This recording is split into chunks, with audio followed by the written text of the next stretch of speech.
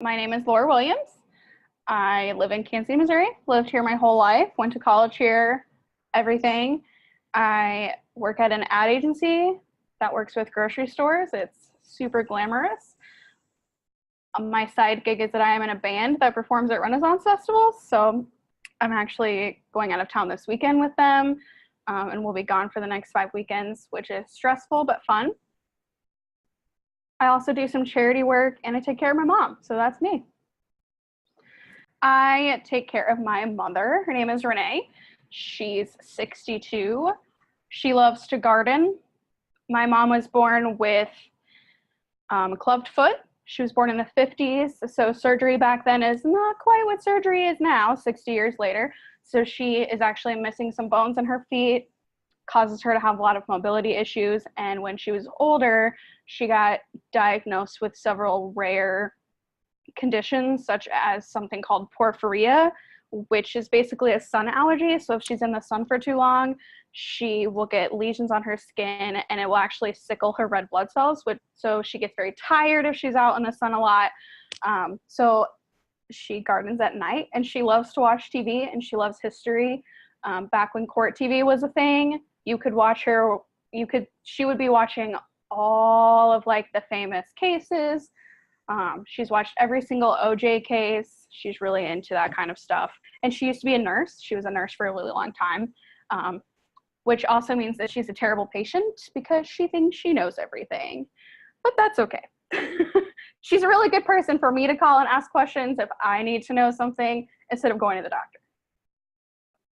My mom really started to deteriorate when I was in late elementary school. And ever since then, I've helped with a lot of things, administering medications from time to time. Mostly what it is because my mom, it is physically painful for her to get up and walk around a lot. She's in pain all the time, but especially when she's walking around, I will go and get something from the other room for her. I will cook dinner. I do a lot of the driving now because it's a lot easier. So that's a lot of what I do. Also emotional support. Her disability has given her a lot of depression, so I'm one of the people that she leans on a lot for that.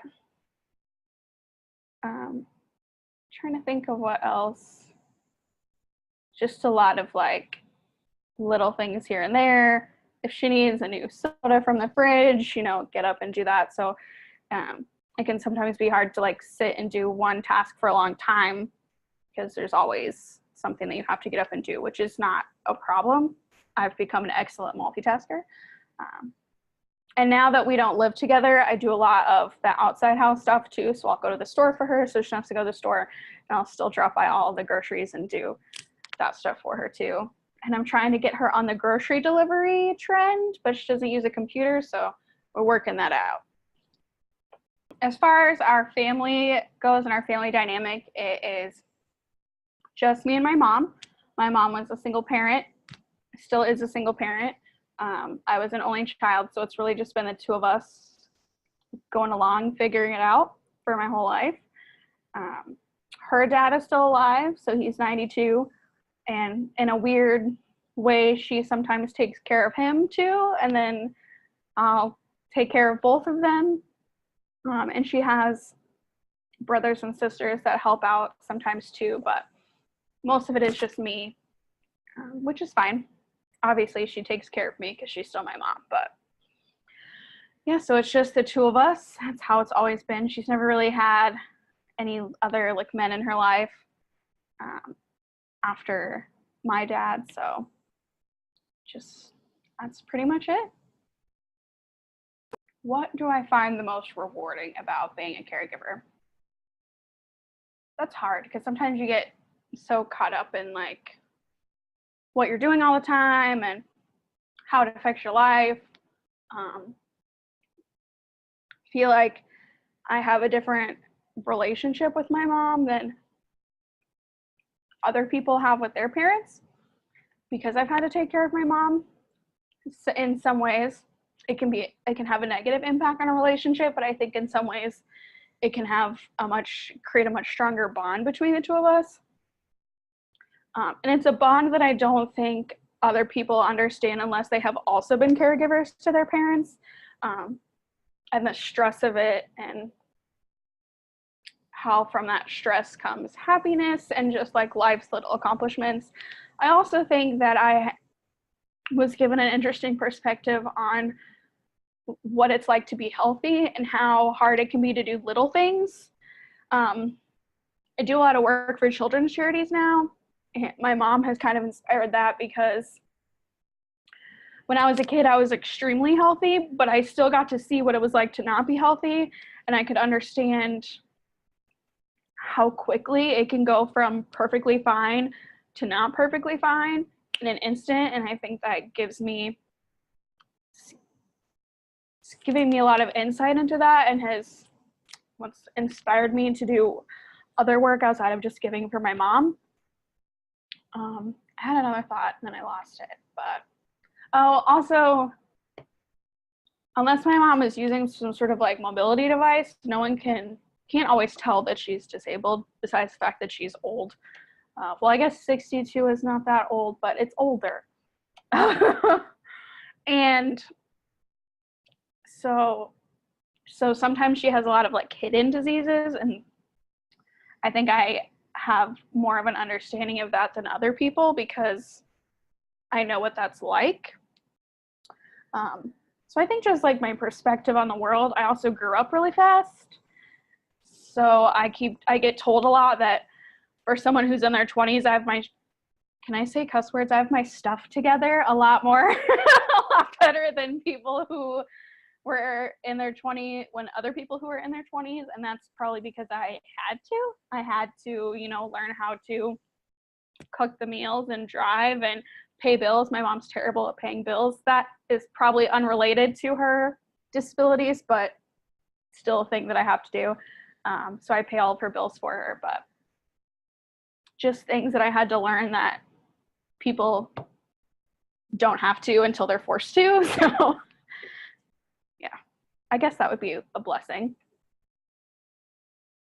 Some blessings can also be hurdles, as I said. It's kind of goes with the flow, but there have been a couple things that have been hurdles. I think personally, sometimes it's hard for me to not get frustrated. And I'm not frustrated at my mother, but you just get frustrated at the situations. You get frustrated at the constant interruptions. You get frustrated with always going to the fucking doctor, and like pharmacists are a pain in the ass. My mom's been getting the same pain pills for the last 10 years, but every single month the pharmacists act like she's addicted to drugs and that she's a horrible like abuser and treats everybody like shit, and it gets really, really old. When I was a kid, I would say one of the biggest hurdles was that no one understood the situation that I was in. There's not a lot of resources out there for child caregivers. There's a lot of resources out there for adults taking care of adults and for adults taking care of kids, but there's not a lot of anything out there for kids who are taking care of their parents. And other kids don't understand that, and that's not their fault, but they would think that my mom was lazy or that she was dramatic, but they don't live in my house every day, so of course they don't understand that. And so it gets really hard to like find people to talk to it about. So that's probably why I don't talk about it very often, because I've never talked about, like, I've never really had people who truly, truly understood. A few people, but not like a whole lot of people. So that was a big hurdle as a kid, is just getting people to understand. Some adults would understand, but that's not what you want as a kid. You don't want to be like pitied. And my mom hated getting anything. We used to get like free food from the school, and she hated it because she is, prideful. So she is very prideful about it. She doesn't like to ask for help. So that's another struggle, is even if she wants help, if she falls or something, she won't tell me immediately. She'll just take care of herself, and then she'll have a bruise like a day later, and I'll be like, what happened? And she won't say anything because she doesn't want to say that she fell and hurt herself. So those kinds of things, I think, are my biggest hurdles. It's just frustration and lack of support. I'm sure there's lots of things that I do to like de-stress that are probably part of that. hard to say what what my toolkit would be. I think having people in your life who kind of understand what you're going through, even if they've never lived it, I think is key. Having the ability to just like be frustrated at someone who's not in the situation and just be able to like vent and let that all out. Sometimes you just gotta have a good cry and then pull yourself up by your bootstraps and move on. Generally speaking, for de-stressing, I just like to have fun, work hard, play hard. I love to travel, so I'll be traveling the next several weekends, and it will somewhat be for work with my band, but it's also for fun. And that, as much as like it's horrible to say, sometimes you have to like get away, that can be so helpful to coping with things. It's just like getting out of it for a minute, getting out of the house for a minute, getting away from the city that you're in for a minute. And I think, especially since I've moved out, so I'm not there for as much of the day-to-day as I used to be, routines has been a big thing. So I make sure that call my mom before I leave the house, see if she needs anything, because then it's not like you have the frustration of it being inconvenient. My mom lives within walking distance, so can call her up, and if I'm going to the grocery store, just kind of do it all. So routine has been a big help in that. So she's not frustrated and I'm not frustrated, and we can kind of just help each other out as much as possible with the routines. I definitely think that is important if you're a caregiver, is just try to like stick to the routine, and then also kind of the opposite, break away from it and just say like, screw it, take a minute. Your caree probably needs a minute just as much as you need a minute. No one should be around each other for that amount of time ever. So just take a breath and move away. And then whatever, everyone de-stresses in different ways. So some people color, some people do yoga. I think it's just, you got to make sure to take care of you, because you can't take care of anybody else if you're not doing well. So I think mentally that's a lot of it. And then sometimes on the opposite side, for the caree, my mom loves to take care of me because she's my mom. So sometimes I have to let her, and I think that helps her be less frustrated because she feels like she can actually do something, because oftentimes she feels so worthless. So if I'm sick, she will literally buy out the whole grocery store of like everything and bring it to me and be like, I'm so sorry you're sick, and like take care of me. But that's what moms are supposed to do. So you kind of just have to, even if she shouldn't be going out and doing that, just let it happen, because she wants to take care of me just as much as I take care of her. So what do I do for self-care? So I get very stressed out very easily. I guess not very easily. It takes a lot, but I'm pretty much always stressed out. So to do a lot of things to kind of manage that stress when you have a full-time job and you have someone you're taking care of, and then you have a side job and all the other fun shit that you want to do. So in a weird way, time management, so this kind of also goes back to the previous question of like a tool. Time management is essential. And I know that there's so many things that pop up, and random trips to the ER or things that happen that you can't control, but as much as you can, like, time manage is important. And I think that also includes making time for yourself in that time management. I try to go to the gym.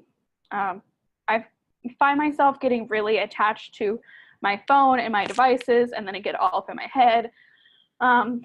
So going to the gym is like an hour of not having to look at my phone.